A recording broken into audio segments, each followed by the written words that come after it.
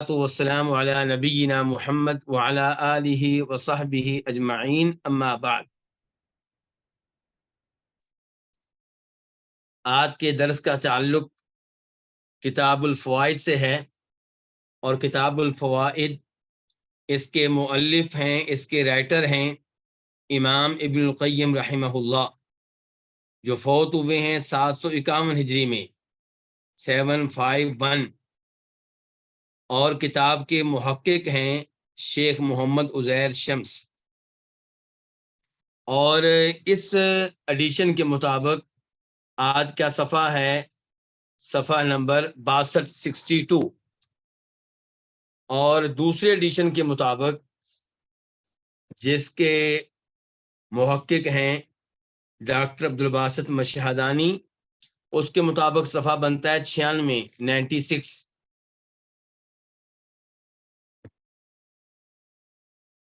گزشتہ درس میں ہم نے جو آخری فائدہ پڑھا تھا وہ یہ تھا کہ جب ان لوگوں نے جن کو اللہ نے توفیق دی، دنیاوی زندگی کی شان کو جان لیا کہ آخرت کے سامنے اس کی کوئی حیثیت نہیں ہے، اور یہ بھی جان لیا کہ اس میں رہنے کی جو مدت ہے وہ بھی بہت کم ہے، تو انہوں نے پھر توجہ کر دی آخرت پہ، اور انہوں نے اپنی خواہشات نفس کو مار دیا، ان کو نظر انداز کر دیا تاکہ آخرت مل جائے۔ اور جب کبھی وہ غفلت میں مبتلا ہوئے، غفلت کی نیند ان پہ طاری ہوئی، تو بیدار ہوتے ہی انہوں نے اتنی محنت کی کہ جو نیند میں وقت گزرا تھا اس کا بھی انہوں نے ازالہ کر دیا، اور جب کبھی انہیں محسوس ہوا کہ منزل مقصود تک پہنچنے والا راستہ بہت طویل ہے، تو انہوں نے اپنی توجہ مقصد پہ کر دی کہ دیکھیں مقصد کتنا عظیم ہے، تو پھر یہ جو طویل راستہ تھا یہ ان کے لیے ہلکا ہو گیا۔ اور جب کبھی زندگی نے کرواہٹ پیدا کی تو ان کو یہ ایت یاد آ گئی، تو ان کی زندگی میں مٹھاس پیدا ہو گئی کہ ھذا یومکم الذی کنتم توعدون، یہ ہے تمہارا وہ دن جس کا تم سے وعدہ کیا جاتا تھا۔ یعنی کہ جنت میں کہا جائے گا، آخرت میں جب نعمتیں ملیں گی تب کہا جائے گا یہ ہے وہ دن جس کا تم سے وعدہ کیا جا رہا تھا۔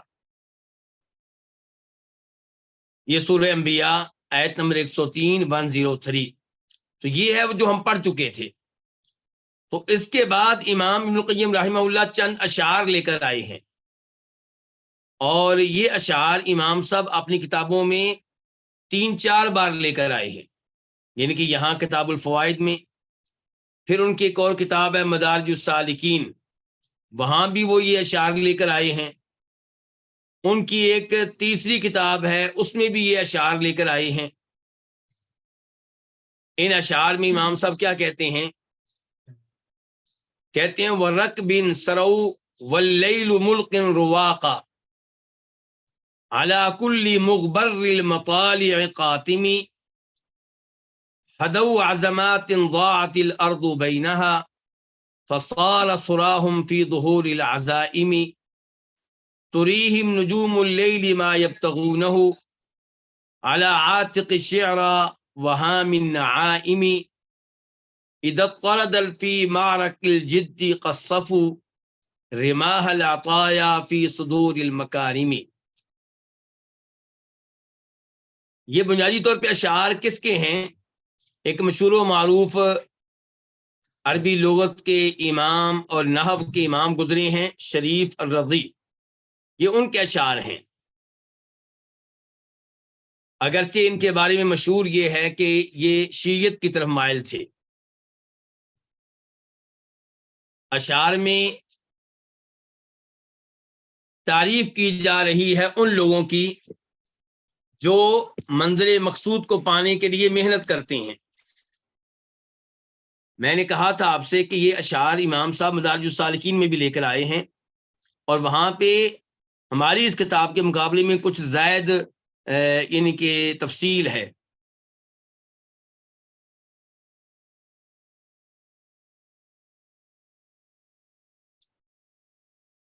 مدارج السالکین میں امام صاحب نے ایک فصل قائم کی ہے الصفا. اس فصل میں امام صاحب نے لوگوں کو تقسیم کیا ہے جو اللہ تعالیٰ کو پانے کے لیے، جنت کو پانے کے لیے محنت کرتے ہیں. تو محنت کی کیا صورت حال ہے، تو محنت کرنے میں کوئی جماعت کیسی ہے، کوئی جماعت کیسی ہے. تو وہاں تذکرہ کرتے ہوئے کہتے ہیں والطائفۃ الرابعہ، اور چوتھا گروہ وہ ہے کہ جدت فی السیر وواصلت ہو، جو اپنے اس سفر میں اور آخرت کی طرف متوجہ ہونے میں جو ان کی چال ہے اس میں بڑے سنجیدہ ہیں، اس میں بڑی محنت کر رہے ہیں اور اس میں مسلسل لگے ہوئے ہیں. فصارت سیرا حثیثا، اور یہ لوگ تیزی سے چل رہے ہیں. تو اس کے بعد کہتے ہیں فہم کما قیل ورکب سرو واللیل مرخ سدولا. ہمارے پاس کتاب میں ہے واللیل ملق رواقا، اور وہاں پہ ہے واللیل مرخ سدولا. اور اشعار کے آخر میں وہاں پہ کہتے ہیں فہا اولئک ہممہم مصروفۃ الی السیر، کہ ان کی ہمتیں جو ہیں وہ اپنے سفر کی طرف متوجہ ہیں، ان کا دھیان ادھر ہے. وقواہم موقوفۃ علیہ من غیر تثنیۃ منہم للمقصود الاعظم والغایۃ العلیٰ، اور ان کی تمام صلاحیتیں، ان کی تمام قوتیں وہ وقف ہیں کس کو پانے کے لیے؟ بڑی منزل کو پانے کے لیے، بڑے مقصد کو پانے کے لیے. تو یہ اشعار انہوں نے وہاں پہ ذکر کیے ہیں. اور یہاں پہ بھی آپ جانتے ہیں کہ وہ تذکرہ کر رہے ہیں کس بات کا، کہ جن کو اللہ نے توفیق دی ہے ان کی توجہ کس پہ ہے؟ آخرت پہ ہے.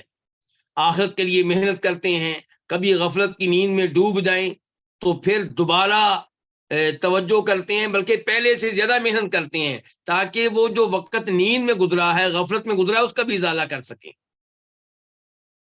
تو ان لوگوں کے بارے میں امام صاحب یہ اشعار لے کر آئے ہیں کہ ورق بن سرو، اور کچھ قافلے والے ایسے ہیں، واو ربا کے معنی میں ہے،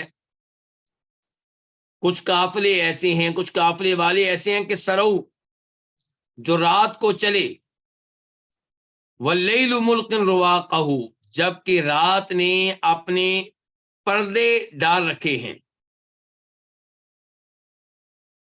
علی کل مغبر المطالع قاتمی، ہر اس شخص پہ جس کا مطلع غبار آلود ہے، انتہائی سیاہ ہے. قاتم سیاہ، انتہائی سیاہ، ان کے اندھیری رات ہے، قافلہ چل رہا ہے اور رات نے اپنی طریقی کو خوب پھیلا رکھا ہے، لیکن ان لوگوں کو طریقی کا خطرہ نہیں ہے کیونکہ ان کی توجہ کس پہ ہے؟ منزل مقصود پہ. ہدوا عظمات ضاعت الارض بینہا، انہوں نے پر انگیختہ کیا، انہوں نے ہانکا عظمات، ان فرائض اور واجبات کو کہ زمین جن کے درمیان ضائع ہو چکی.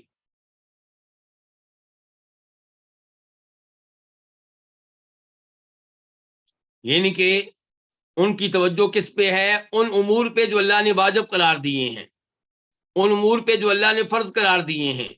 ان کی توجہ ان امور پہ جن کو اللہ کے حقوق کہا جاتا ہے، اور یہ وہ واجبات ہیں، یہ وہ فرائض ہیں، یہ وہ حقوق ہیں جن کے بیچ زمین ضائع ہو چکی، یعنی کہ اہل زمین اس معاملے میں ضائع ہو چکے، انہیں احساس نہیں ہے ان فرائض و واجبات کی ادائیگی کا، ان حقوق کی ادائیگی کا.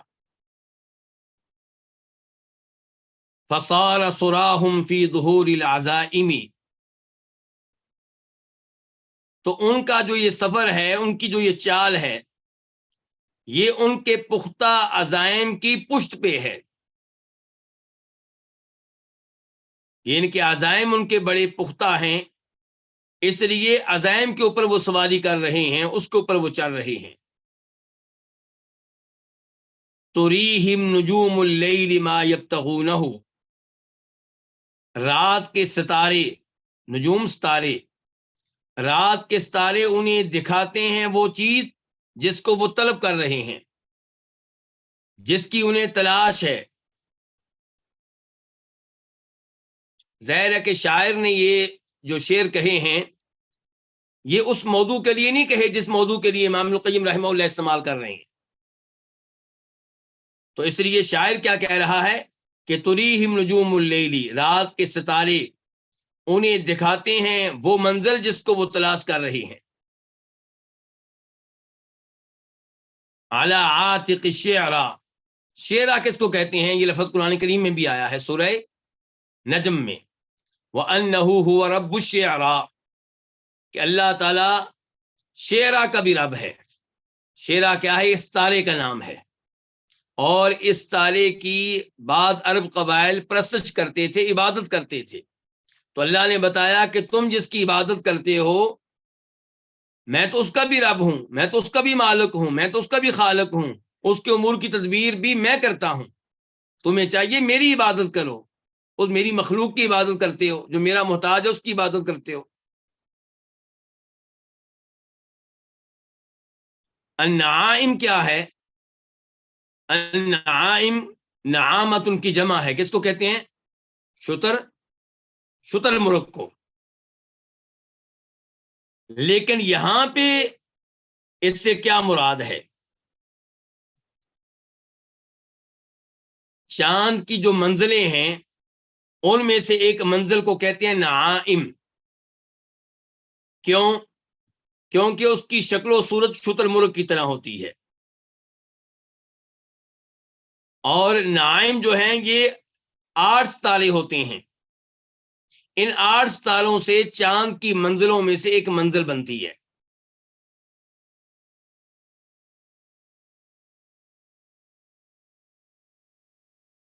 تو اب شاعر کیا کہہ رہا ہے کہ اس قافلے والوں کو جو بڑی تیزی سے چلے جا رہے ہیں، جن کی توجہ اپنی منزل مقصود پہ ہے، رات کے ستارے انہیں دکھاتے ہیں وہ جس کی وہ تلاش میں ہیں. علی عاتق الشعراء، شعرا نامی ستارے کے کندھے پہ، اور نائم جو چاند کی منزلوں میں سے ایک منظر ہے اس کے سرے پہ، اس کی کھوپڑی پہ، اس کے سر پہ.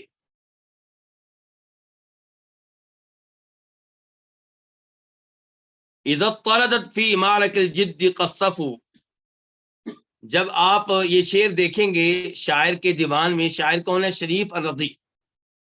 تو آپ کو پتا چلے گا کہ امام صاحب جو چوتھا شعر لے کر آئے ہیں یہ شعر جو ہے اس شعر کے فوراً بعد نہیں ہے جو اوپر آیا ہے، بلکہ بیچ میں 2 شعر اور ہیں جنہیں امام صاحب نے ذکر نہیں کیا. اور وہ 2 شعر جن کا تذکرہ نہیں کیا ان کی بڑی مناسبت ہے چوتھے شعر کے ساتھ، کیونکہ ان 2 اشعار میں تذکرہ ہے قریش کے چند نوجوانوں کا. تو ان کے بارے میں شاعر کہہ رہا ہے، بلکہ وہاں پہ جب میں نے شعر دیکھے تو وہاں پہ الفاظ یہ ہیں کہ اذا طردوا، ہمارے پاس کیا ہے؟ اذا طردت. وہاں پہ کیا ہے؟ اذا طردوا فی معرک المجدی، ہمارے پاس کیا ہے؟ جدی. تو بہرحال جو ہمارے پاس ہے اس کے لحاظ سے معنی کیا بنے گا؟ اذا طردت، جب وہ پیدل پہ چلے، مسلسل چلے سنجیدگی اور محنت کے مارکے میں، قصفوا، انہوں نے توڑ ڈالا، رماح العطایا، عطیات کے نیزوں کو، فی صدور المکارمی، سخاوت کرنے والوں کے سینوں میں.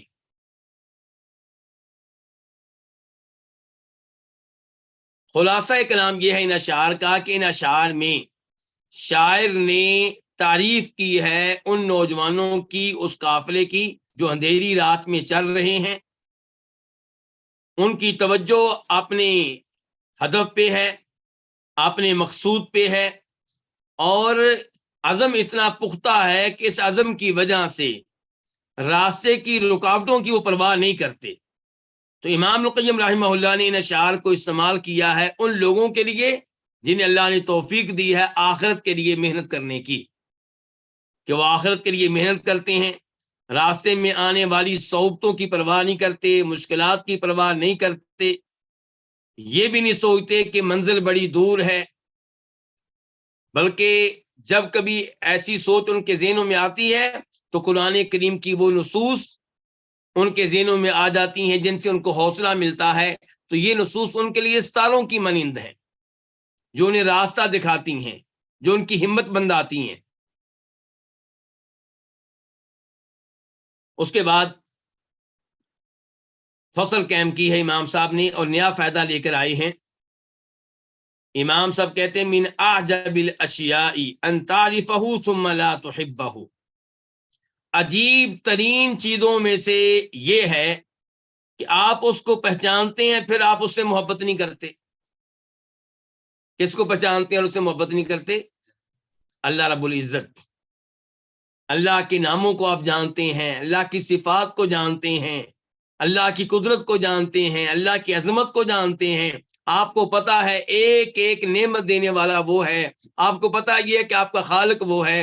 آپ کو پتا ہے کہ آپ کی موت اس کے ہاتھ میں ہے، آپ کے معاملات اس کے ہاتھ میں ہیں، پھر بھی آپ اس سے محبت نہیں کرتے. وَأَن تَسْمَعَ دَاعِيَهُ ثُمَّ تَتَأَخَّرَ عَنِ الْإِجَابَةِ، اور آپ اس کے داعی کو سنتے ہیں پھر آپ لبیک کہنے سے پیچھے ہٹ جاتے ہیں، لبیک کہنے میں تاخیر سے کام لیتے ہیں. اللہ کا داعی کون ہے؟ نبی علیہ السلام اللہ کے داعی ہیں. اللہ کا داعی کون ہے؟ مؤذن جو ہے، جو نماز کے لیے بلا رہا ہے، یہ اللہ کی طرف سے کیا ہے؟ داعی ہے. مسجد میں خطبہ دینے والا عالم دین اللہ کی طرف سے داعی ہے.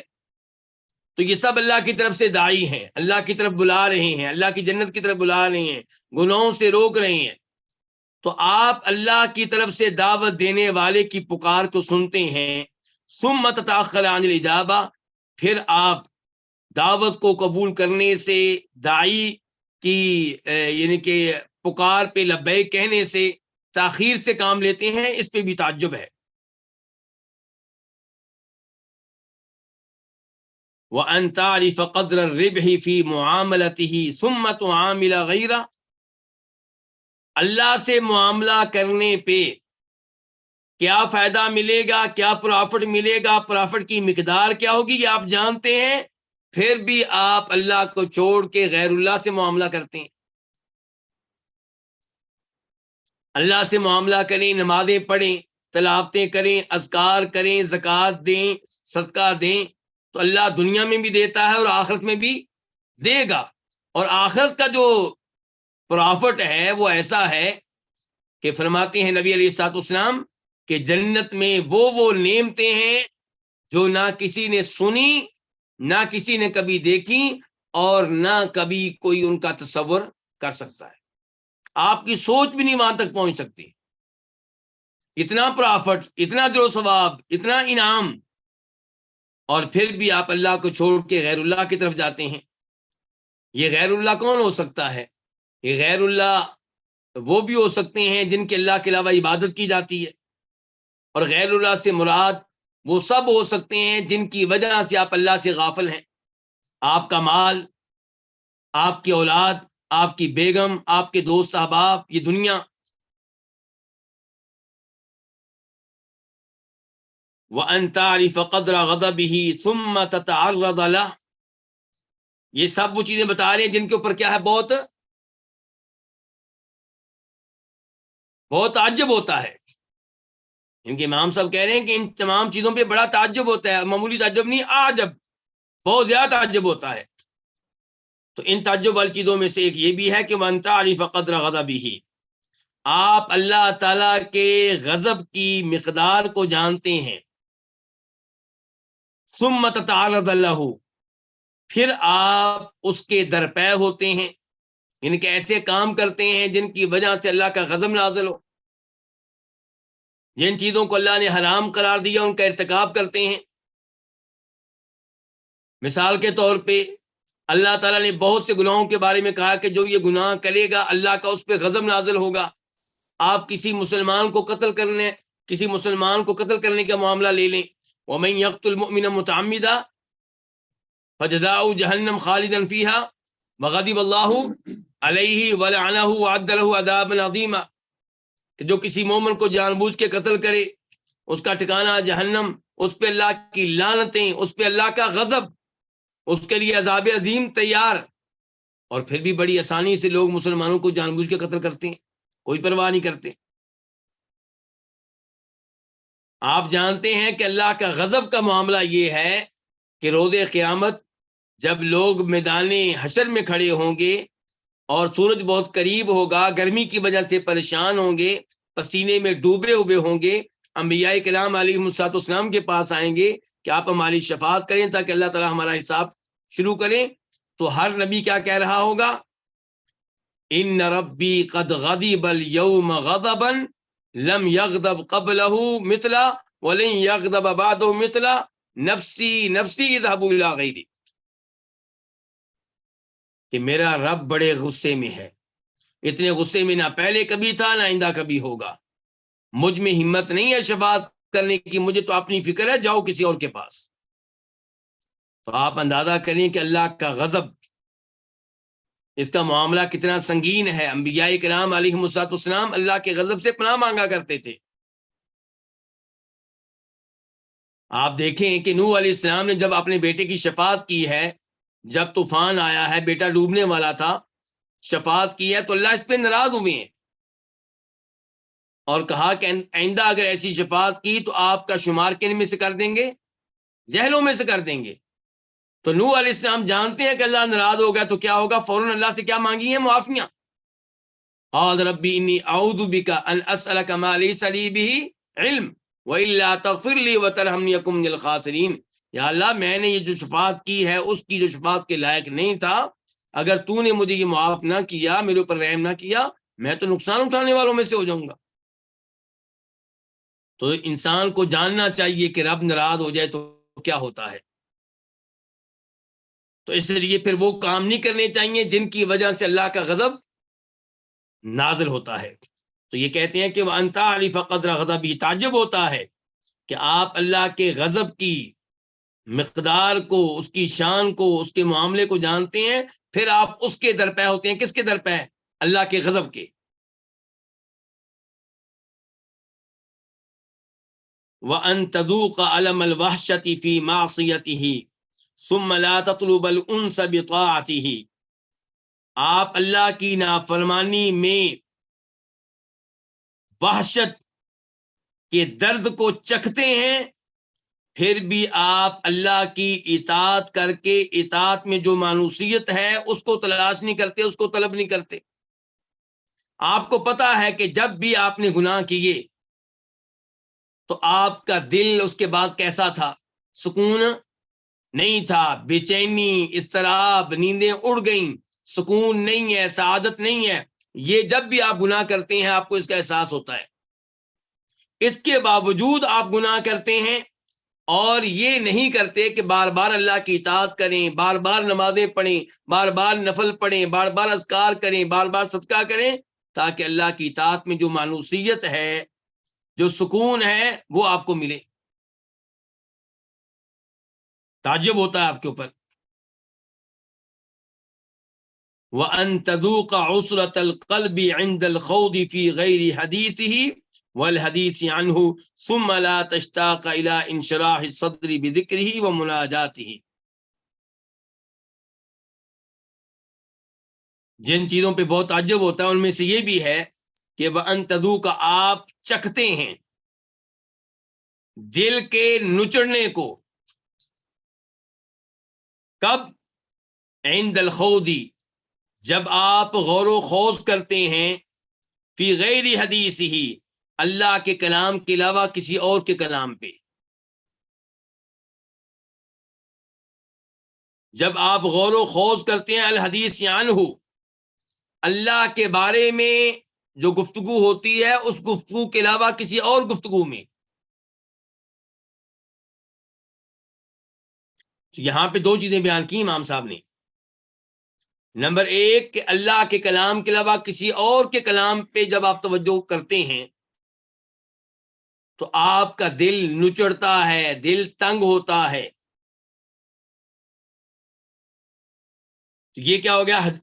فی غیر حدیث، اس سے مراد کہ اللہ کے کلام کے علاوہ کسی اور کا کلام، اور والحدیث عنہ، اللہ کے بارے میں جو کلام ہے اس کو ہٹ کے کوئی اور کلام۔ حدیث اللہ کا کلام، والحدیث عنہ، اللہ کے بارے میں کسی اور کا کلام. تو امام صاحب پیغام کیا دے رہے ہیں کہ آپ غور و خوض کیا کریں، توجہ دیا کریں کس پہ؟ اللہ کے کلام پہ. نمبر 2، آپ توجہ کیا کریں اس کلام پہ جو اللہ کی ذات کے بارے میں ہو. مثال کے طور پہ انبیاء کرام علیہ السلام نے جو اللہ کا تعارف پیش کیا ہے، اللہ کے نام بتائے ہیں، اللہ کی صفات بتائی ہیں، اللہ کا تذکرہ کیا ہے، اس کے اوپر آپ توجہ کیا کریں. یہ 2 چیزیں ہیں، ان کو آپ اہمیت دیں. لیکن جب آپ ان 2 کو چھوڑ کے کسی اور چیز پہ غور و خوض کرتے ہیں تو آپ کا دل نچڑتا ہے. ثم لا تشتاقا، پھر بھی آپ شوق نہیں رکھتے کس چیز کا؟ الا انشراح صدری بذکری و مناجاتی ہی، کہ آپ اللہ کا ذکر کر کے اور اللہ سے سرگوشیاں کر کے اپنے سینے کو کھول لیں.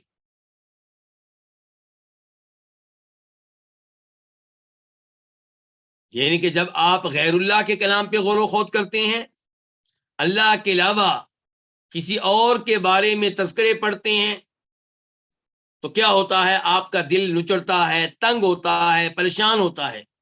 اور اللہ کا ذکر کریں تو سینہ کھلتا ہے. آپ نے تجربہ کیا ہوگا اس کا. آپ نے جب آپ اللہ سے سرگوشیاں کرتے ہیں، توجہ سے دعائیں کرتے ہیں، آپ کا سینہ کھلتا ہے، آپ کو خود محسوس ہوتا ہے کہ میں بڑا مطمئن ہوں، بڑا سکون ملا جی دعا کرنے میں، بڑا مزہ آیا جی آج تلاوت کرنے میں.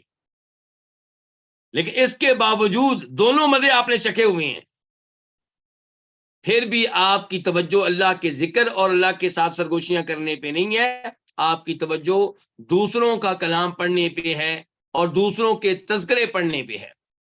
فلاں کی سیرت کے بارے میں پڑھ لوں، فلاں انگریز کیسا تھا جی، اس کی زندگی پہ میں نے 200 صفحے کی کتاب پڑھی ہے جی،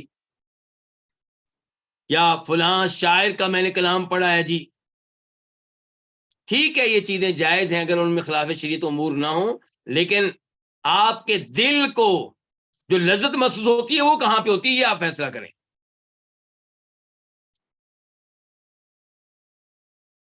کہتے ہیں کہ جن جن چیزوں پہ تعجب ہوتا ہے ان میں سے یہ بھی ہے کہ وَأَن تَذُوقَ الْعَذَابَ عِنْدَ تَعَلُّقِ الْقَلْبِ بِغَيْرِهِ وَلَا تَهْرُبُ مِنْهُ إِلَى نَعِيمِ الْإِقْبَالِ عَلَيْهِ وَالْإِنَابَةِ إِلَيْهِ.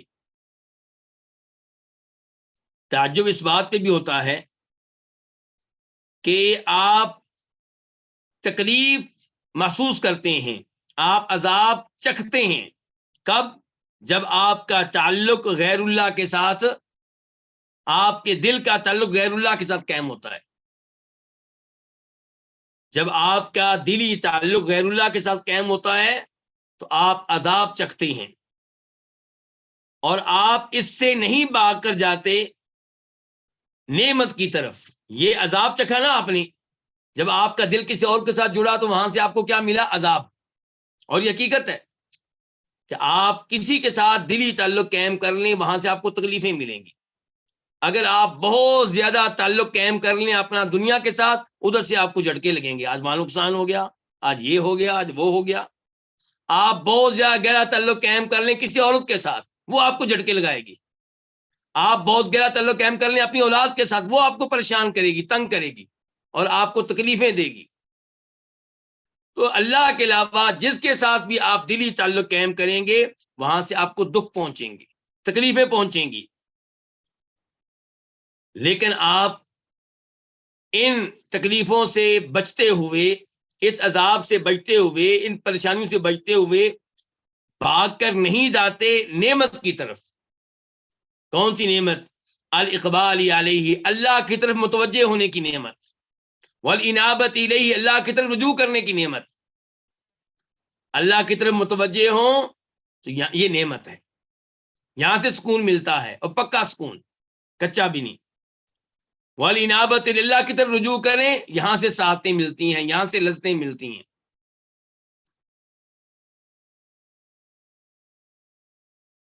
اور آخر میں کہتے ہیں وَأَعْجَبُ مِنْ هَذَا، ان تمام باتوں سے بڑھ کر جو عجیب بات ہے وہ یہ ہے کہ علم کا، آپ جانتے ہیں، اَنَّكَ لَا بُدَّ لَكَ مِنْهُ، کہ آپ کا اللہ کے بغیر گزارا نہیں ہے.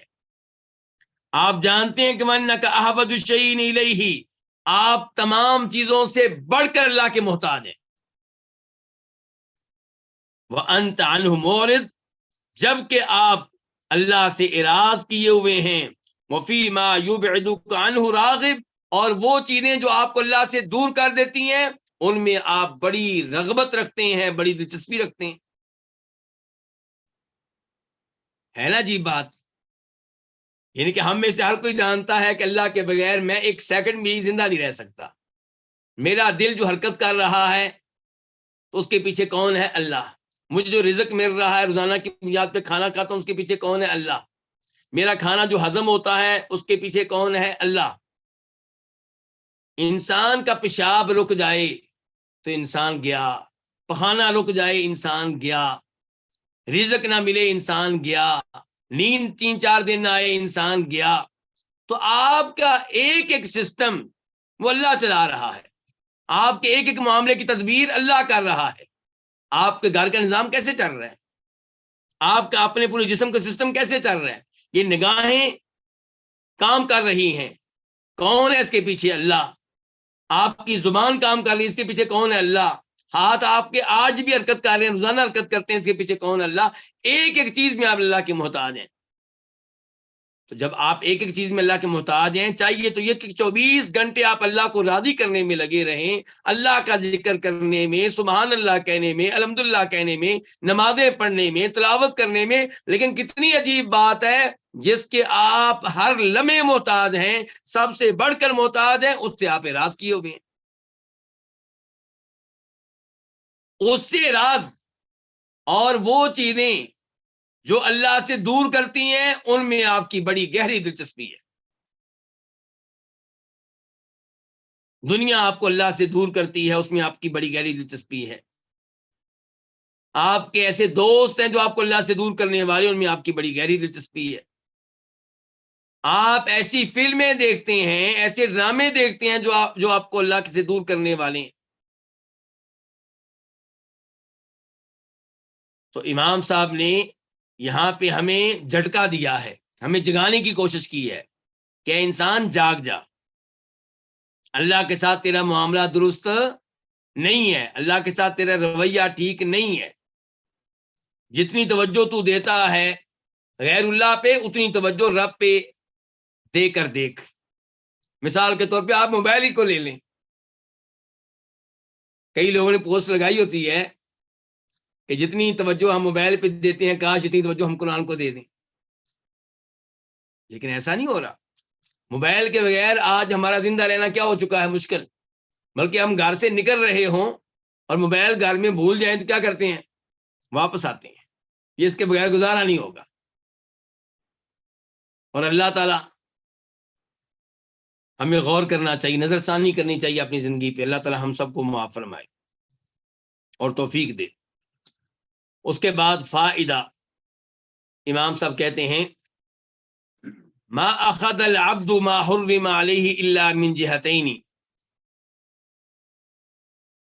جو چیزیں انسان پہ حرام کر دی گئی ہیں بندہ ان کا ارتکاب نہیں کرتا مگر 2 اسباب کی وجہ سے. 2 جہت سے، ان کو 2 اسباب کہہ لیں آپ. یعنی کہ جو چیزیں انسان پہ حرام ہیں ان چیزوں میں انسان واقع ہوتا ہے، ان کا ارتکاب کرتا ہے، انہیں اختیار کرتا ہے، تو اس کے پیچھے 2 اسباب میں سے کوئی نہ کوئی ہوتا ہے. احداہما، ان میں سے ایک، سوء ظنہ بربہ، اپنے رب کے بارے میں بدگمانی.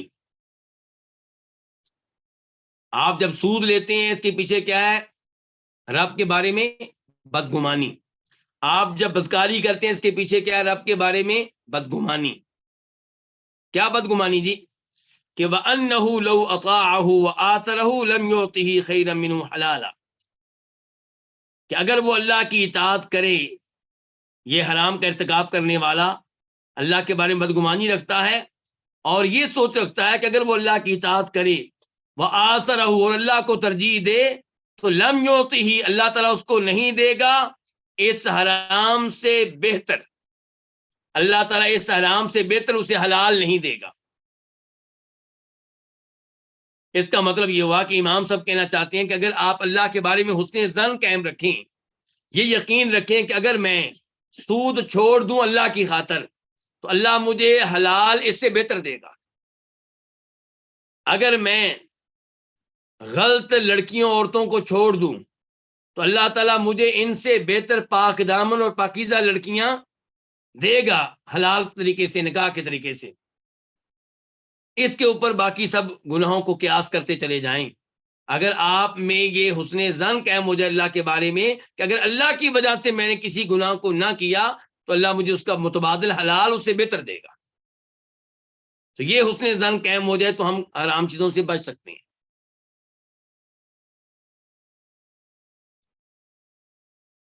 اللہ تعالیٰ فرماتے ہیں قرآن حکیم میں، قُل لِّلْمُؤْمِنِينَ يَغُضُّوا مِن وَيَحْفَظُوا، آپ ایمان والوں سے کہیں اپنی نگاہیں جھکا کے رکھا کریں اور اپنی شرمگاہوں کی حفاظت کریں، ملے گا کیا؟ ذَلِكَ أَزْكَىٰ لَهُمْ، اللہ کہتے ہیں یہ ان کے لیے زیادہ بہتر ہے،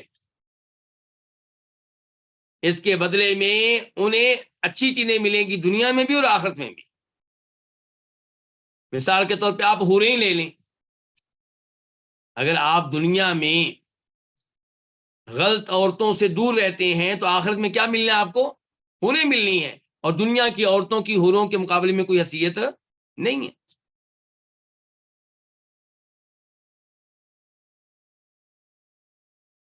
والثانیہ، دوسرا سبب کیا ہو سکتا ہے حرام کام کے ارتکاب کا؟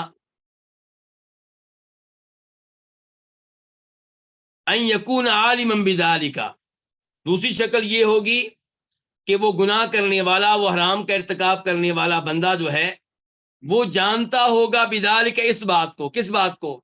کہ اگر میں اللہ کی وجہ سے حرام سے دور رہوں تو اللہ تعالیٰ مجھے حلال کی شکل میں اس سے بہتر متبادل دے گا، وہ اس کو جاننے والا ہے۔ وَأَنَّ مَن تَرَكَ لِلَّهِ شَيْئًا، اور وہ جانتا ہے اس بات کو بھی کہ جو چھوڑ دے للہ، اللہ کی خاطر، شیئن کسی چیز کو، اعادہ خیرا منہ، اللہ تعالیٰ اس کو اس کے عوض میں اس سے بہتر چیز دیتے ہیں۔ لیکن پھر سبب کیا جی گناہ کا، حرام کے ارتکاب کا؟ ولیکن تغلب شہوتہ صبرا، اس کی شہوت اس کے صبر پہ غالب آ جاتی ہے، وہواہ عقلا، اور اس کی خواہش نفس جو ہے وہ غالب آ جاتی ہے کس پہ؟ اس کی عقل پہ۔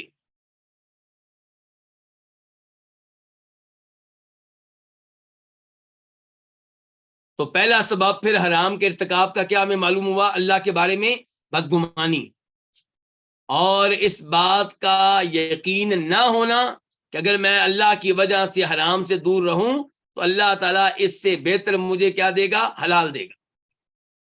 اور دوسرا سبب یہ ہے کہ علم ہے اس چیز کا، احساس ہے اس چیز کا کہ اگر میں حرام کو چھوڑ دوں تو اللہ اس سے بہتر کیا دے گا؟ حلال دے گا، لیکن شہوت غالب آ گئی، صبر پہ شہوت غالب آ گئی ہے، یہ خواہش غالب آ گئی ہے کہ نہیں جلدی سے گاڑی لینی ہے بینک کے ذریعے، سودی بینک کے ذریعے، جلدی سے مکان بنانا ہے، تو یہ جو مکان بنانے کی شہوت، گاڑی لینے کی شہوت، یہ غالب آ گئی اور اس نے سود میں مبتلا کر دیا۔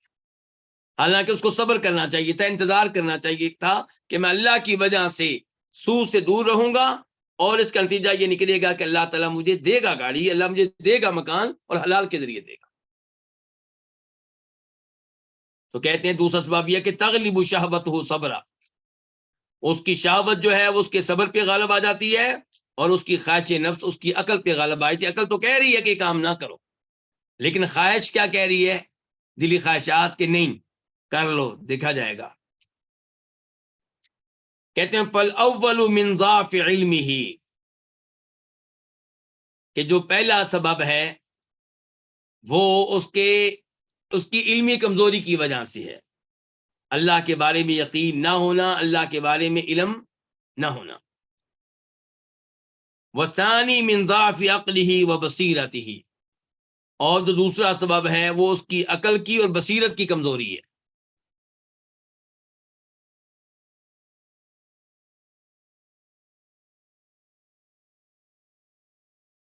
اس کے بعد امام صاحب کہتے ہیں قال یحییٰ ابن معاذ، یہ 258 ہجری میں فوت ہوئے ہیں، الرازی ان کے نام کے ساتھ لگتا ہے، اور یہ واز کرنے میں، نصیحت کرنے میں بڑے مشہور و معروف تھے۔ امام ذہبی رحمہ اللہ نے سیر اعلام النبلاء میں ان کے موضوع پہ گفتگو کی ہے۔ تو یہ کہتے ہیں کہ من جمع اللہ علیہ قلبہ فی الدعاء لم یردہ، بڑی اہم بات کی ہے۔ کیا کی ہے؟ کہ اللہ نے جس کے دل کو دعا میں لگا دیا، اللہ اس کی دعا کو رد نہیں کریں گے۔ عمر فاروق رضی اللہ عنہ کہتے ہیں کہ دعا کی گارنٹی تم مجھے دے دو، قبولیت کی گارنٹی میں دے دیتا ہوں۔ کیا مطلب؟ کہ دعا صحیح معنوں میں آپ کریں، توجہ سے کریں، دعا کرنے کا حق ادا کر دیں، اللہ سے مانگنے کا، تو دعا اللہ قبول کرے گا، یہ گارنٹی میں دیتا ہوں۔ یہی بات کہہ رہے ہیں یہ یحییٰ کہ من جمع اللہ علیہ قلبہ، کہ جس کے دل کو اللہ نے دعا میں حاضر کر دیا، دعا میں لگا دیا، پوری توجہ دعا پہ رکھنے کی اس کو توفیق دے دی، لم یردہ، اللہ اس کی دعا کو رد نہیں کرے۔ قلت، میں کہتا ہوں، کون؟ امام القیم رحمہ اللہ تبصرہ کرنے لگے ہیں یحییٰ، امام یحییٰ کے اس قول پہ، کہتے ہیں اذا اجتمع علیہ قلبہ، جب اس پہ اس کا دل کیا ہو جائے، جمع ہو جائے، مراد یہ کہ صحیح معنوں میں ادھر متوجہ ہو جائے، دل منتشر نہ ہو، دائیں بائیں نہ جائے، توجہ مکمل ادھر ہو دل کی۔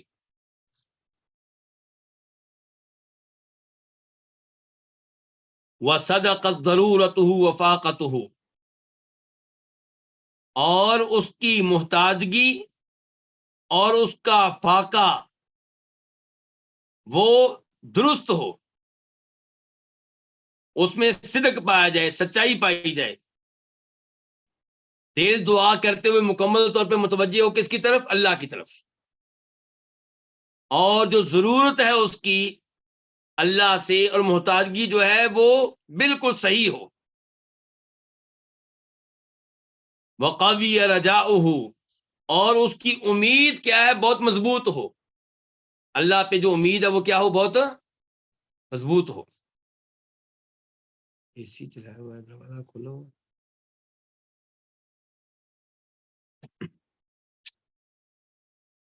تو فلا یکاد یرد دعاؤہ، تو اس کی دعا رد ہو جائے یہ ناممکن ہے، نہیں ہے قریب کہ اس کی دعا رد ہو، یعنی کہ جب یہ تین چیزیں پائی جائیں تو پھر بھی اس کی دعا رد ہو جائے، ریجیکٹ ہو جائے، قبول نہ ہو، یعنی کہ ایسا ممکن نظر نہیں آتا۔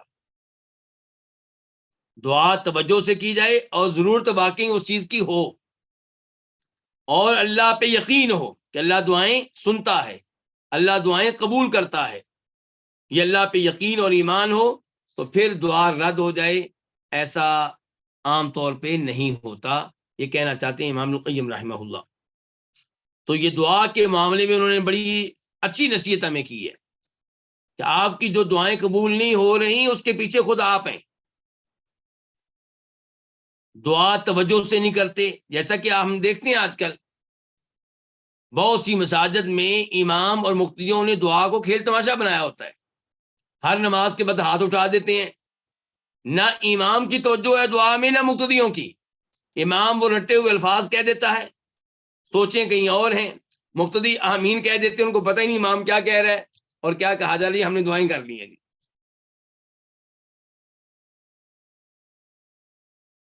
اور یا پھر کیا ہوتا ہے کہ اللہ سے دعا کی جاتی ہے لیکن اللہ پہ یقین، ان کے کوئی ایسی چیز مانگی جاتی ہے جو بظاہر مشکل ہے، جس کا ملنا بظاہر مشکل ہے، اب دعا کرنے والا دعا کرتے ہوئے بھی اللہ پہ مکمل یقین نہیں رکھتا کہ اللہ دے گا، تو ایسی دعا کیسے قبول؟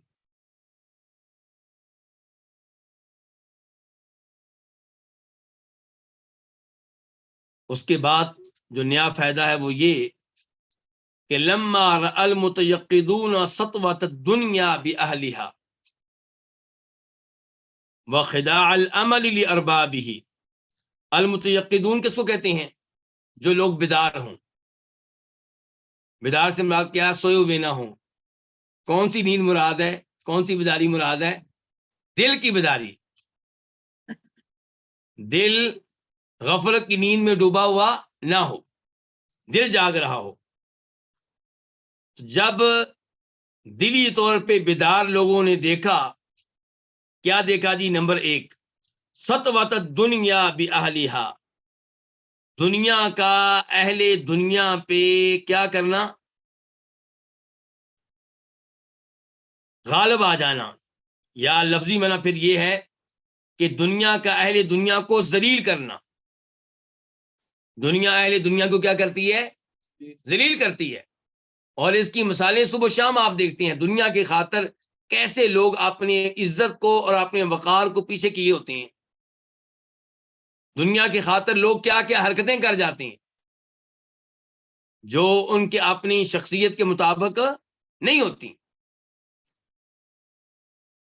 تو جب ان لوگوں نے دیکھا جو دلی طور پہ بیدار ہیں کہ سطوۃ دنیا بأہلہا، کہ دنیا ذلیل کرتی ہے اہل دنیا کو، وخداع العمل لاربابہ. دوسرے نمبر پہ انہوں نے کیا دیکھا؟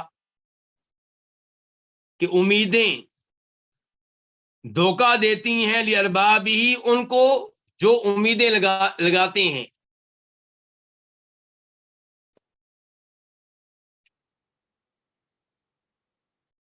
وتملک الشیطان قیاد النفوس، اور جب ان لوگوں نے دیکھا کہ شیطان مالک بن جاتا ہے انسانی نفوس کی رسی کا. قیاد کا معنی کیا؟ رسی. قیاد اس رسی کو کہتے ہیں جس رسی سے آپ کسی جانور کو کھینچتے ہیں. اونٹ اور اونٹ کے مالک کا آپس میں تعلق کس کے ذریعے ہوتا ہے؟ رسی کے ذریعے. تو اس کا مطلب ہے رسی کے ذریعے وہ جدھر چاہے اس کو اونٹ کو لے جائے.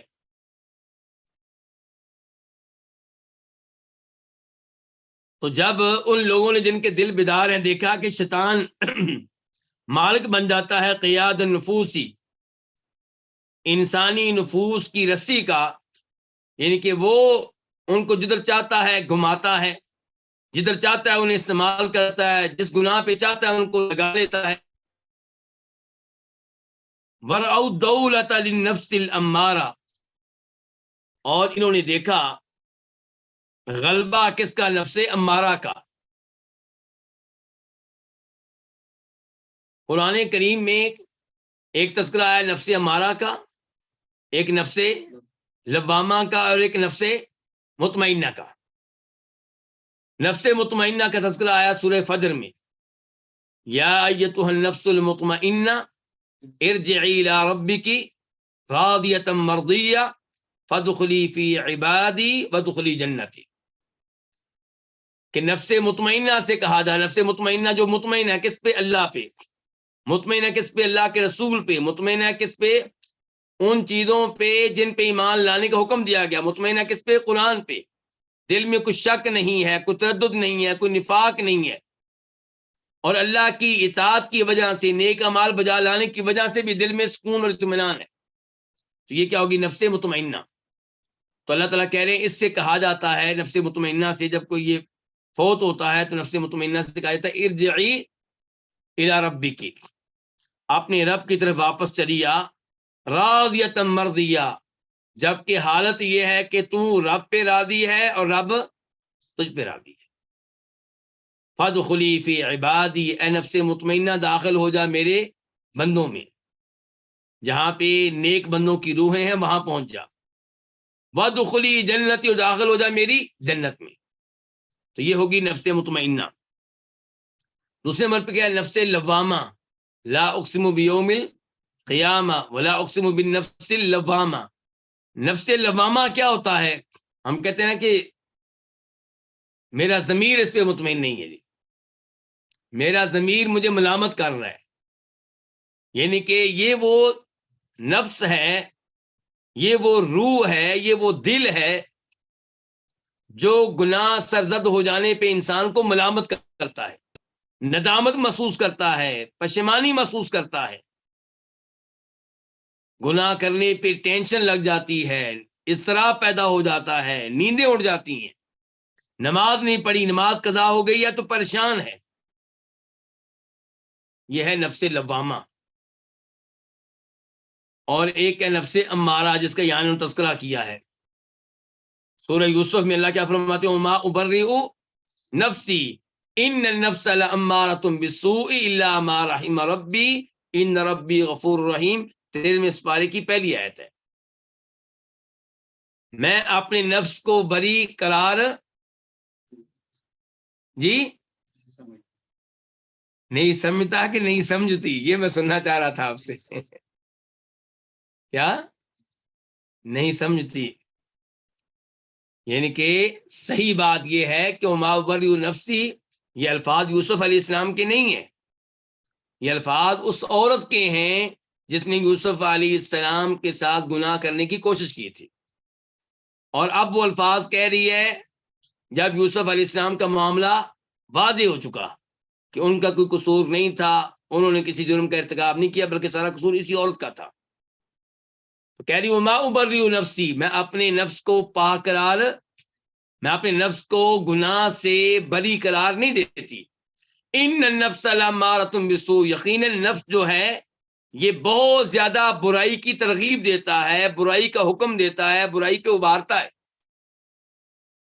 الا ما رحم ربی، سوائے اس کے جس پہ میرے رب کی رحمت نازل ہو جائے اور اس کا نفس اسے گناہ پہ نہ ابھارے. ورنہ عام طور پہ جو نفس ہیں وہ انسان کو ترغیب دیتی ہیں کس کی؟ گناہ کی. تو اسی کی طرف اشارہ کر رہے ہیں امام صاحب کہ ورعو، اور انہوں نے دیکھا، کنہوں نے؟ ان لوگوں نے جن کے دل کیا ہے؟ بیدار ہیں، جاگتے ہیں. انہوں نے دیکھا کہ غلبہ کس کا ہوتا ہے؟ نفس امارہ کا، نفس مطمئنہ کا نہیں، نفس لوامہ کا نہیں، بلکہ غلبہ کس کا ہوتا ہے؟ نفس امارہ کا، اس نفس کا جو گناہ کا آرڈر دینے والا، اس کی ترغیب دینے والا ہے. تو جب یہ چیزیں انہوں نے دیکھی تو لجاؤ، انہوں نے پناہ لی. کہاں پناہ لی؟ الی حصن التضرع والالتجاء، تضرع اور التجاء کے قلعے میں. تضرع کیا چیز ہے جی؟ اللہ کی طرف گڑ گڑانا، اللہ سے دعائیں کرنا، والالتجاء اور اللہ کے ہاں پناہ لینا. تو جب یہ لوگ جن کے دل بیدار تھے دیکھا کہ دنیا والوں کو ذلیل کرتی ہے، امیدیں اور آرزوئیں امیدیں لگانے والوں کو دھوکہ دیتی ہیں، شیطان جو ہے وہ انسانی نفس کی رسی اپنے ہاتھ میں لے لیتا ہے، نفس امارہ کا غلبہ ہوتا ہے. تو ان چیزوں سے پھر انہوں نے بچنے کے لیے کیا کیا؟ پناہ لی. پناہ کہاں لی؟ الی حصن التضرع، اللہ کے سامنے گڑ گڑانے کے قلعے میں، اور اللہ سے پناہ مانگنے کے قلعے میں. اس کا مطلب یہ ہے کہ ان چیزوں سے بچنے کے لیے انسان کو کیا کرنا چاہیے؟ اللہ سے رجوع کرنا چاہیے، اللہ سے دعائیں کرنی چاہیے، اللہ سے پناہ مانگنی چاہیے کہ یا اللہ مجھے شیطان سے محفوظ رکھ، مجھے نفس امارہ کے غلبے سے محفوظ رکھ، اور مجھے جھوٹی آرزوئیں قائم کرنے سے محفوظ رکھ. اچھا، انہوں نے پناہ لی اللہ کی طرف، کما یأبی العبد المدعور الی حرم سیدہ، بالکل ایسے ہی جیسے خوف زدہ غلام پناہ لیتا ہے اپنے مالک کے حرم میں.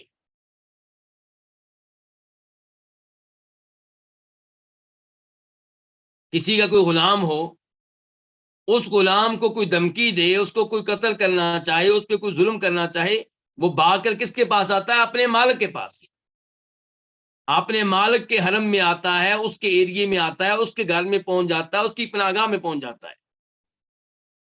تو بالکل وہ لوگ، بالکل اسی طرح وہ لوگ جن کے دل جاگتے ہیں، جن کے دل زندہ ہیں، وہ اللہ تعالیٰ کے یہاں پناہ لیتے ہیں ان فتنوں سے اور ان شرور سے بچنے کے لیے.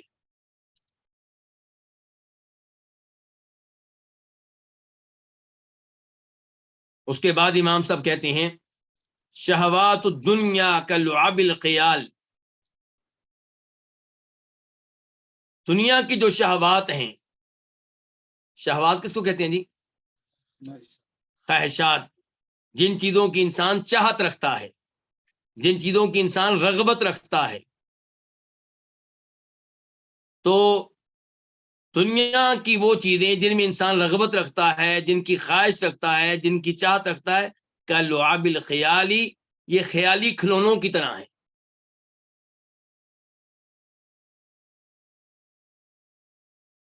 ان کی کوئی حقیقت نہیں ہے، ان سے کچھ حاصل ہونے والا نہیں ہے۔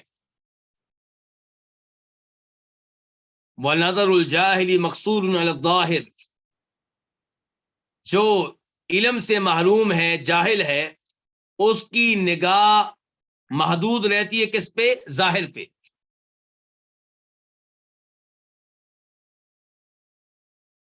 ظاہر کیا ہے جی؟ دنیا میں عزت کس کو ملتی ہے؟ جس کے پاس مال ہو، جس کے پاس گاڑیاں ہوں، جس کے پاس بہترین گھر ہو، جو بہترین لباس پہنتا ہو، جس کے آگے پیچھے نوکر ہوں، تو اس کی عزت ہے۔ تو جو جاہل ہے وہ ان چیزوں سے مروب ہوتا ہے، متاثر ہوتا ہے، وہ سمجھتا ہے کہ یہی سب کچھ ہے۔ لیکن فَأَمَّا ذُو الْعَقْلِ، جو عقل مند ہے، فَيَرَى مَا وَرَاءَ السِّتْرِ، وہ دیکھتا ہے ان چیزوں کو جو پردے کے پیچھے ہیں۔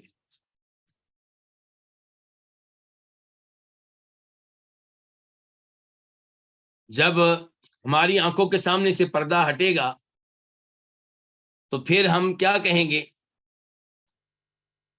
پھر ہم کہیں گے یا اللہ ہمیں ایک دفعہ دنیا میں بھیج دے، 2 رکعتیں ادا کر لیں، تھوڑا سا صدقہ خیرات کر لیں، یا اللہ تھوڑی سی تلاوت کر لیں، پھر پتہ چلے گا کہ دنیا کی آخرت کے مقابلے میں کوئی حیثیت اور کوئی حقیقت نہیں تھی۔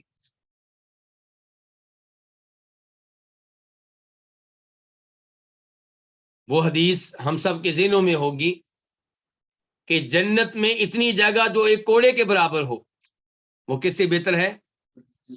دنیا و ما فیہا سے بہتر ہے۔ تو یہ کس کو پتا چلے گا؟ جو عقل مند ہے۔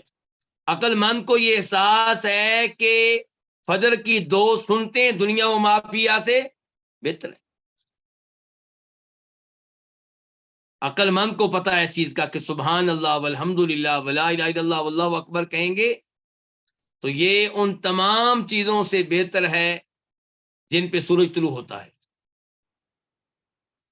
عقل مند کو یہ پتا ہے کہ بجائے اس کے کہ میں دنیا میں ہلکی گاڑی سے بڑھ کر کو اور شاندار گاڑی لوں جس سے دنیا والے متاثر ہوں، اس کی بجائے یہ پیسے میں مسجد پہ لگا دوں تو اس سے جنت میں میرا محل تیار ہوگا، تعمیر ہوگا، بنے گا۔ یہ کون جانتا ہے؟ عقل مند۔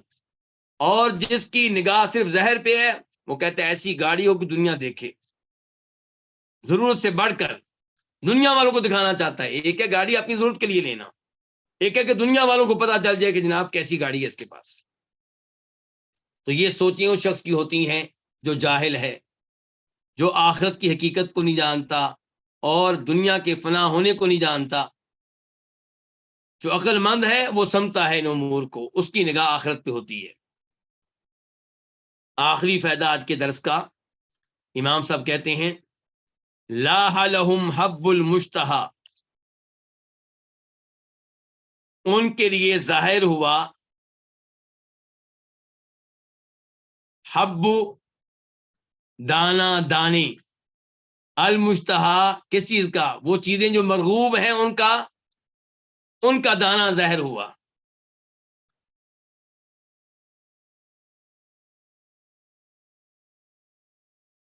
آپ کو پتا ہے کہ شکاری کیسے شکار کرتا ہے؟ دانا پھینک کر۔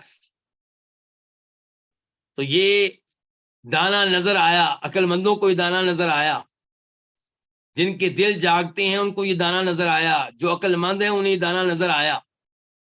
تو لاح لہم، ان کے لیے ظاہر ہوا، ان کے سامنے آیا حب المشتہا، من چاہی چیزوں کا دانا۔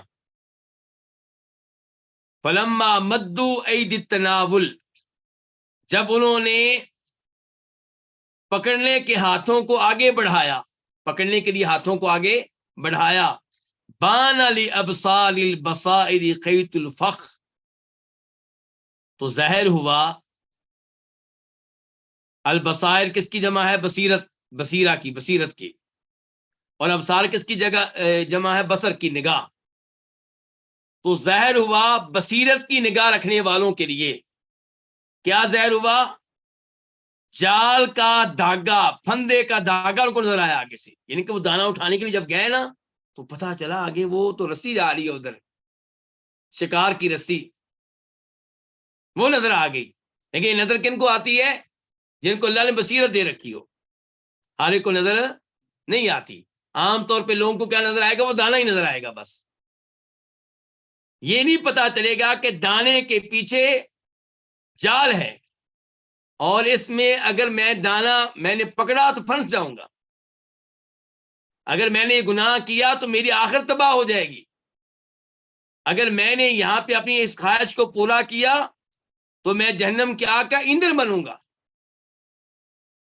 کہتے ہیں لاح لہم حب المشتہا، ان کے لیے ظاہر ہوا من چاہی چیزوں کا دانا، تو جب انہوں نے بڑھائے پکڑنے والے ہاتھ، بانا، تو ظاہر ہوا لی ابصار البصائری، بصیرت کی نگاہ رکھنے والوں کے لیے، خیط الفخی، جال کا دھاگا، پھندے کا دھاگا، فطاروا باجنحۃ الحذر، تو وہ اڑ گئے بچاؤ کے پروں کے ساتھ۔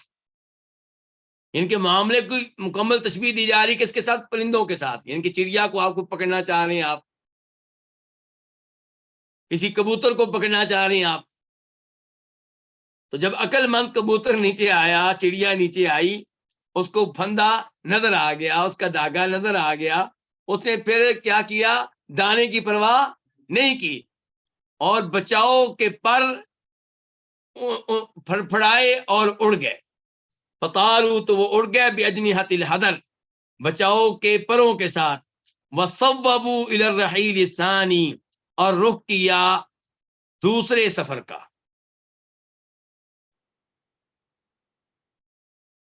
یہ کہتے ہوئے کہ یا لیت قومی یعلمون، کاش کہ میری قوم کو علم ہو جائے، کاش میری قوم کو پتہ چل جائے۔ یہ کیا معاملہ جی؟ یا لیت قومی یعلمون، سورہ یاسین آیت نمبر 26 آپ کو پتہ ہے نا، سورہ یاسین کا جو دوسرا رکوع ہے اس میں تذکرہ ہوا ہے 3 رسولوں کا جو اللہ تعالی نے ایک ہی قوم کی طرف بھیجے تھے، تبلیغ کی، دعوت دی، قوم کو خبردار کیا۔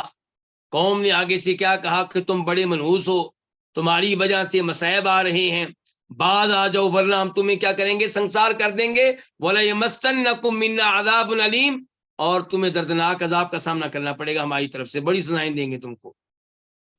تو نبیوں نے کہا طائرکم معکم، منحوس ہم نہیں ہیں، تمہاری منحوسیت تمہارے ساتھ ہے، تمہارے گناہ جو ہیں، تم جو اللہ کا یہ پیغام قبول نہیں کر رہے ہو، ہم اللہ کے رسول بن کر آئے، ہم پہ ایمان نہیں لا رہے ہو، ہماری تکذیب کر رہے ہو، اس کی وجہ سے مصیبتیں آ رہی۔